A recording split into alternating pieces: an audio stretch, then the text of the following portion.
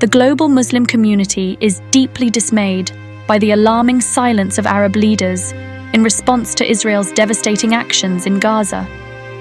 The ongoing genocide has resulted in the tragic loss of at least 27,238 Palestinians, mostly women and children, and 66,452 injured since October 7th. This staggering death toll has left Muslims across the world shocked and appalled, particularly because of the lack of robust condemnation and meaningful action from influential Arab leaders in the face of such atrocities. Notably, the OIC Arab League meeting, held in Jeddah, several frontal Arab countries, including Saudi Arabia, UAE, Jordan, Egypt, and Bahrain, ostensibly opposed the proposal to snap ties with Israel, exposing the hypocrisy of the region's monarchs and dictators, as well as democratic Western governments who have failed to denounce the ongoing genocide in Gaza despite calls for a ceasefire from the people. The proposal, brought in the Jeddah meet, suggested a slew of measures ranging from cutting diplomatic and economic ties to denying Israeli flights access to Arab airspace, besides using oil as a means of leverage for a ceasefire in the Palestinian enclave. Unfortunately, the killings of the hypocritical approach of the Arab dictators are not a new phenomenon. For decades, they have betrayed the Palestinians, turning their backs on them. What's even more disappointing is that these Arab rulers do not allow their own people to hold protests against the Israeli atrocities in Gaza, unlike in many other countries, including US and European countries. Instead, Saudi Arabia shamelessly went ahead with its entertainment concert, Riyadh Season 2023, with all pomp and show.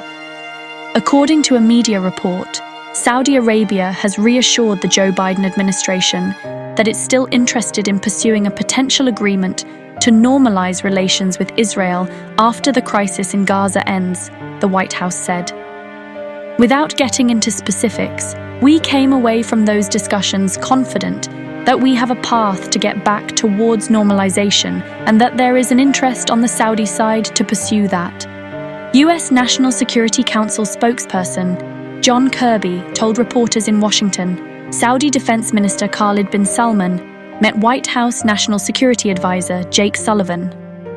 For those unaware of the brutal history of Arab monarchs and dictators suppressing their own people, these actions may come as a shocking revelation. The inhumane actions of these leaders, who were expected to safeguard the lives and dignity of their citizens, have used extreme violence against dissenting voices. Israel is not doing anything new. In recent past, the Egyptian president crushed thousands of women and children under tanks during protests against the removal of democratically elected President Mohamed Morsi. The army of Bashar Assad in Syria has been responsible for the deaths of thousands of Syrians, including innocent women and children, and has been accused of using white phosphorus bombs, and Saudi Arabia's coalition forces have been involved in bombing hospitals, funeral processions, and wedding parties in Yemen. At least 230,224 civilians, including 30,007 children and 16,319 women, adult females, were killed at the hands of the parties to the conflict and controlling forces in Syria between March 2011 and March 2023. According to the UN, over 150,000 people have been killed in Yemen, as well as estimates of more than 227,000 dead as a result of an ongoing famine and lack of healthcare facilities due to the war. Arab rulers have normalized the killing of civilians and desensitized the killing of dissents.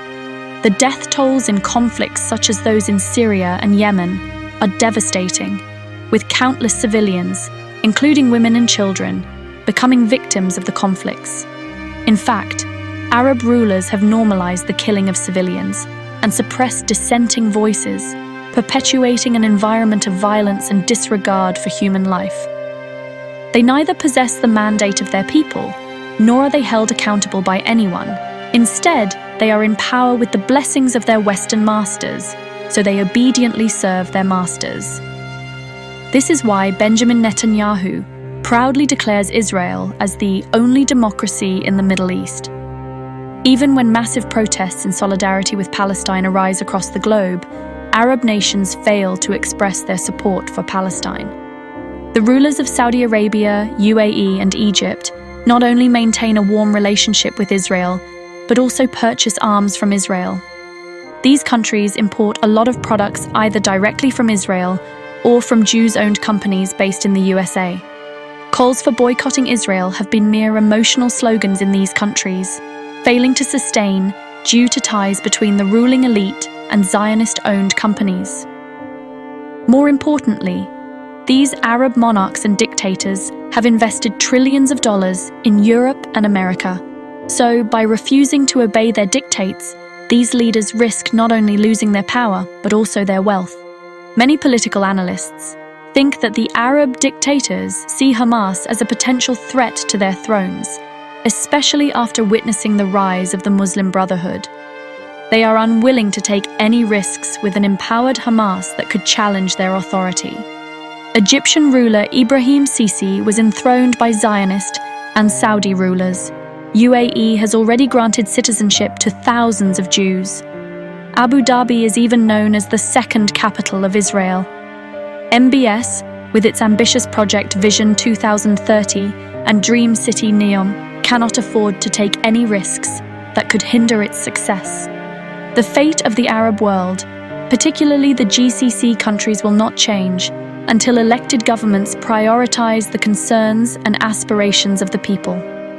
As long as puppet rulers remain in power, the proxy rule of imperialists will continue, ultimately resulting in the destruction of Arab nations, one after another.